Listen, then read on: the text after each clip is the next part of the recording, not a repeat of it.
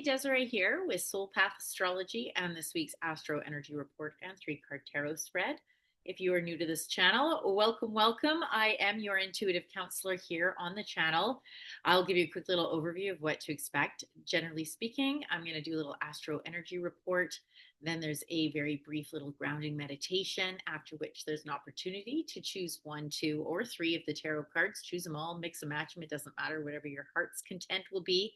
Then you can timestamp to the ones that are pertinent to you. And typically, and I do always welcome everybody to watch right to the very end, there's a little nugget of love that wraps everything up and you can take with you as the week progresses. So yeah, and if you're returning, welcome back, my soul fam. You know I love you. I'm sorry I missed last week. Work has been crazy. And I just pulled the cards for this reading and I kind of chuckled because I'm like, yeah, okay, I get it. I get it. We'll see what that is later in the video. But let's talk about the astrology. We're going to jump in there with the Astro Energy Report first. Last week was crazy. Last week was so potent. Really brief overview since I didn't do a video on it. I don't want to spend too much time, but we'll just do a little bit of a recap. The 20th was crazy. This was new moon in Pisces. This was spring equinox. And this is when Mercury went direct. All at the same time. Oh, and so the sun moved into Aries. So this is like the actual official beginning of the year of the fire horse. And the astrology moving into this week is really supportive of that. This whole year, the last few years, really since 2020, we've entered into a very, like if it were labor, it's active labor. Like we are really moving into a potent and a vital period of self-development, growth, and shifting. We're in an evolutionary moment right now where we're jumping back and forth between dreaming, like connecting with our deeper inner guidance system and dreaming in that more beautiful world our hearts know is possible, and then taking actual purposeful action in this 3D world. Nobody's coming to save us. It's just us, you guys. We started this mess. We've been building the mess. And the good news in that is we can also clean the mess. This is about letting go of imagining that there's going to be some external alien or God or something coming from on high to save us. It is not happening. That illusion is getting shattered, and every day it gets clearer and clearer that the bulk of the responsibility falls to the self. And that is at once kind of debilitating, and it's also tremendously empowering when you really like recognize, okay, the good news is I'm not a victim. The good news is I don't have to just sit and wait.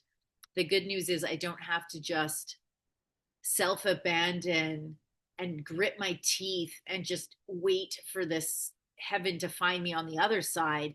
We get to begin to build the heaven on earth. We get to begin to build a world, a community, a lifestyle that you don't need to be protected from, that you don't need to escape from, that you don't need to dissociate from, where the rampant addictions that consume us across the board, whether it's substance abuse or the distractions that we do all the time, sexual addiction, there is so much going on that we do that distract us, that remove us from our reality, because reality is so fucking uncomfortable. But if you come back to it, if we allow the illusions to fall from our eyes, we can get to work to build a reality that is no longer something we need to escape from in the first place. Is that you? I'd love to hear your comments below. Does this resonate with you? Is there something landing? Like, yes, because this fire horse energy is now fully ignited and we're now moving forward, and the astrology is so supportive of really making actual movements now, where we go back, we dream, and then we take action. We check in and we dream and we take action. This is about being strategic, where you allow challenge to engage your creative impulse, where you pivot, but you continue to move forward. It's where persistence meets creativity, right? Because creativity might want to just leave. There might be a desire to just, when the going gets tough, the tough just leave, right? Then the other problem is if you're just so persistent and you're refusing to allow in reality, you're refusing to allow in the feedback, and you're just staying the course blindly. What we're being invited into is a marriage and a dance between those two. When is it appropriate to be consistent and to just stay the course? When is it appropriate to allow the feedback to create a pivot? Not that you completely lose sight of the original dream, but perhaps you need to pivot your way as you approach it. Or maybe there's a lesson you need to learn or a skill set to bring on to continue down that journey, but remaining committed to the vision. Sun and Aries. Yeah, March 20. So that was March 20. How was that for you? March 22nd, Mars trines Jupiter. Sun was conjunct Neptune in Aries, so they were together. So this is the dreaming, the sun, our conscious awareness was dreaming. Okay, this is Neptune. This is connecting to our deeper spiritual self. This is connecting to the great collective. That's what was going on the 22nd. 3 days later, the sun is now sextiling, or it's conjuncting Saturn. So first it was conjunct Neptune, the dreamer. Then it was conjunct, it's like on the 25th, it's conjunct Saturn, the doer, while trining or sextiling Pluto. And Pluto is the change maker. So Saturn is asking us for the consistency. Pluto is transformative. What transformation can you now commit yourself to? And it might be very simple. It might be, I'm going to commit myself to learning how to really listen to my body in terms of what it needs to eat. Or I'm committing to making my health my priority, not from a punitive way, not to earn goodness, but because I love myself so much. I am actually choosing to put my body's well-being ahead of small pleasures, ahead of that treat, ahead of letting myself off the hook over and over and over and over, right? Self-discipline, when it's put in service as an act of self-love, is one of the most profoundly powerful alchemic forces that's available. And astrologically, that's what's going on between the 22nd and the 25th. Dreaming, action, in relationship to Pluto that wants transformation. This is a great time to set goals and reverse engineer it a little bit. Like, okay, so here's the basic plan for it, while allowing that you're going to probably pivot off it, allowing that there's going to be some deviation. Don't become fixated. Be committed. They're two very different things, and the energy supports that. 28th, Saturn sextiles Pluto. So we had the sun sextiling Pluto 3 days after that. Now we've got Saturn sextiling Pluto. So the sun is letting you know about the idea, right? So it was chatting it up with Neptune, dreaming it in. Then it was connecting with Saturn, helping you get a practical plan. And now Saturn and Pluto are having a chat. This is where the rubber really hits the road. This is where you're really implementing it. So the 28th, and of course, these things, there's always a couple days on either end, right? But it's like right around the 28th is such a beautiful time to really be making those phone calls, really start that new thing, really start voicing what it is that you want to build, and be proactive and gathering around you the resources that you need to actually make whatever that is come alive. What is that big audacious dream of yours? What can you do to actually start making it come alive in very real and tangible ways? So that's the astrology for the week. I'll leave it there. There's a couple of other things, but that's the basic theme.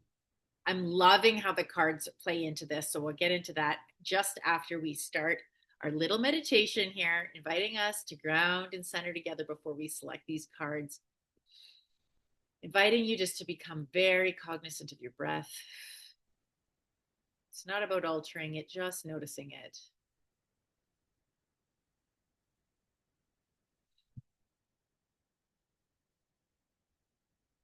Slowing everything down and inviting yourself into this moment, into this physical space with your body. Noticing how the chair is supporting you. Perhaps you're cognizant of some background sounds. Maybe there's a smell, laundry detergent or your tea, something else. Just become very physically present.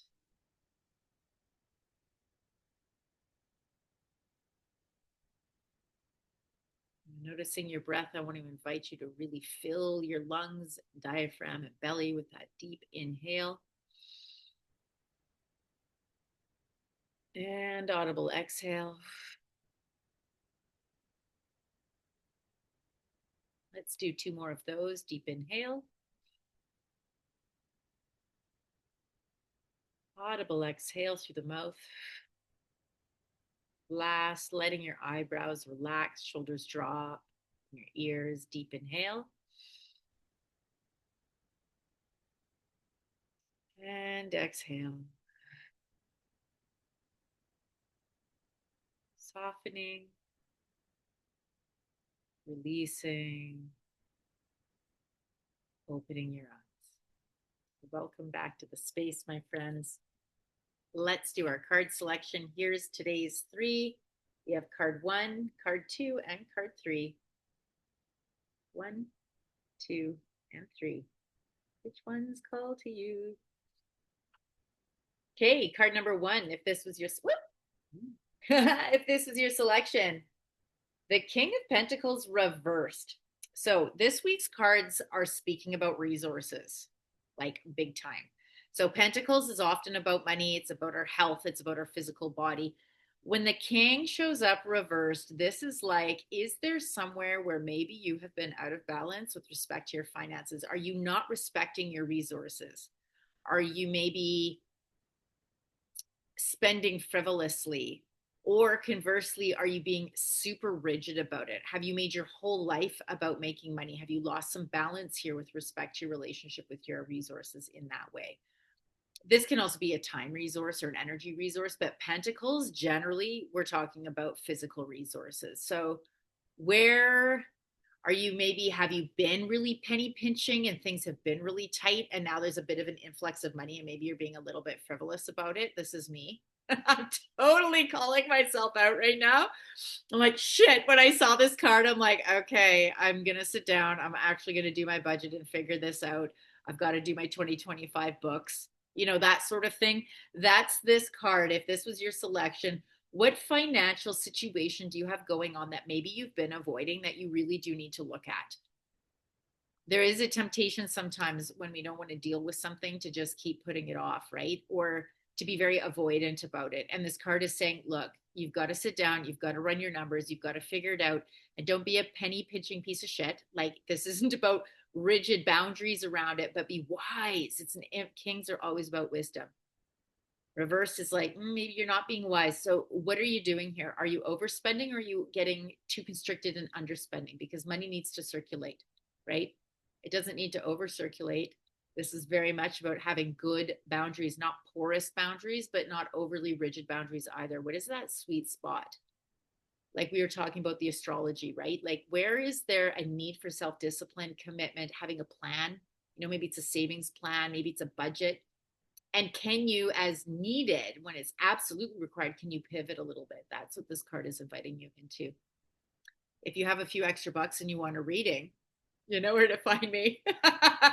But don't spend money you don't have, right? I mean, this is so important. Like, if you do not actually have the money for something, don't spend it, right? Like, there's a lot of, I feel, almost abusive messaging in the coaching industry and in every industry that's selling something that isn't absolutely necessary, where there's a degree of a discretionary spending where, you're told, well, if you loved yourself, you'd invest in yourself. That's not true if you're actually taking it out of your grocery budget. And I know because I've done that. I've been there where I'm like, okay, well, I literally have to take this out of my grocery budget. That should have been a no. And now I'm stuck, for example, with a commitment that, I mean, it's sort of paying dividends, but I do wish that I had just listened to my actual boundary around that and not committed to something, because it is costing me a lot more than I think maybe it's in fact giving back. And so this is about checking in with your body too. Like, sometimes there is something to be said about you need to spend money to make money. Like, there is a degree of truth in that, certainly. But from where are you sourcing the money to make that money? And like, exert some wisdom here, exert some discernment. This is really important. Okay, that was card 1. Card 2. This was yours. This is what you got. The World card. Endings, complete endings, integration. This is the final card in the major arcana. If this is your card, you are done a cycle, never to return to it. The astrology last week also was very much about that as we come into Aries season, which is the beginning of the zodiac. Whatever was before that, that tail end of the Pisces season, that was the very last dregs, last ashy soot of the snake year is gone. We are now entering into a completely new way of being. Do not look back. This is about forward motion. This is about extracting whatever beautiful gifts and learning you experienced during that past chapter, but don't go back to it. This is like a demarcation. You are starting something entirely new. There's a whole new evolutionary, this isn't just a new chapter in the book, it's a whole nother book that is now opening up for you. I would love to hear what your new chapter is. I'd love to explore that with you in a reading if you want. Let's create a coaching container so you have some support as you move into this new paradigm, this new version of you. You know where to find me, links in the calendar and in the pinned comment. I'm trying to think of what else I could say about the world. It's just, there's definitely a quality of like you have just acquired so much wisdom, and to give yourself maybe some space and time to journal and reflect on how far you've come and what that chapter was about, and really, where do you want to go? Like, what is coming alive and online inside you? What is ready for you to really commit to and like put your energy and your focus resources on and be unwavering on it? What's next for you? And last but never, never, never least, card number 3, the lower octave of our reverse King of Pentacles, the 4 of Pentacles. He's also little OCD, little obsessed with money. On the positive, sort of more higher vibration version of it, it's indicating that you've been good with money, that you do have a very solid and secure plan. If you were thinking about a work thing, like, yes, this is a solid career choice for you. There's some reliability. Often, though, it does show up, though, when you need to sit down and have a little chat with yourself about your relationship to money. There's a scarcity mindset around this. He's like obsessed with his money. He's forgotten all his friends and family. And again, I'm going to out myself. I'm not obsessed with money, but like things have been really tight. So I got really serious about marketing my other business, the staging, designing, and cleaning side of my business, because I needed to pay the rent, right?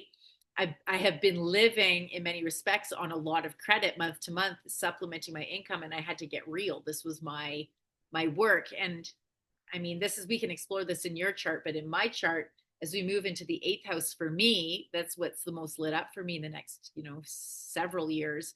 This is very much about debt, about other people's money, about psychology, about, sex actually, but it's all of the taboo topics and needing to get clear about them, needing to get realistic about them. And so I have been, if you are a friend of mine, this, I've literally disappeared off the face of the planet. I didn't even do a reading, as you know, last week, because I've been so, to use an Alberta term, like tits down, ass up, super focused on work.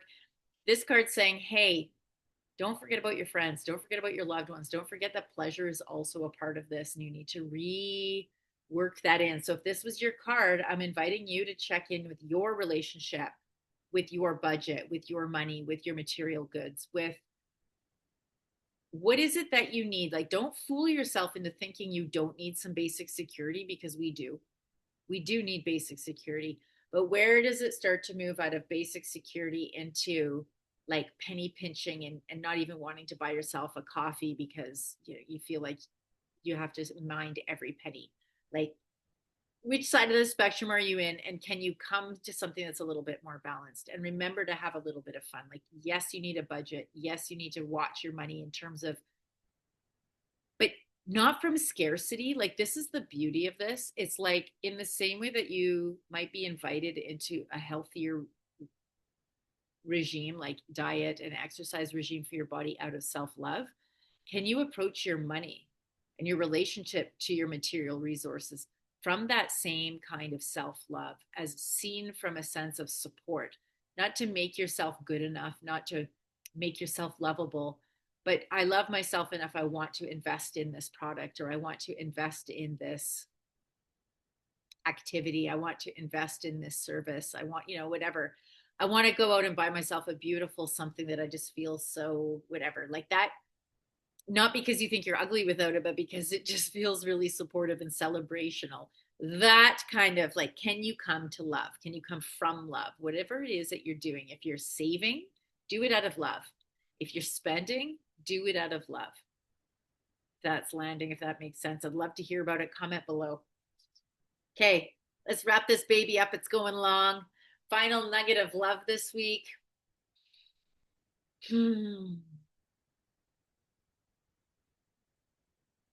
Trust your body. Thanks for your patience. Trust your body and give yourself some grace when you don't get it quite right, or when you fall down, or when you indulge in your fear a little bit. Like that old paradigm. Maybe you've been working on boundaries and you between with you and people, and you've got a little porous around that. Maybe you're working on boundaries around your money and you've gotten a little porous around that. Maybe you're working on your boundaries around your food and you've gotten a little porous around that. Maybe your boundaries have been around your focus, your attention, and maybe you've kind of, this is never about beating yourself up, but can you just come back?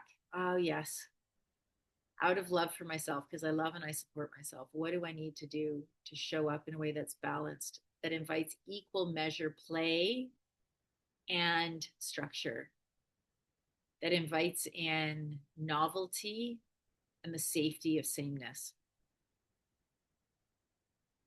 Play with those two edges.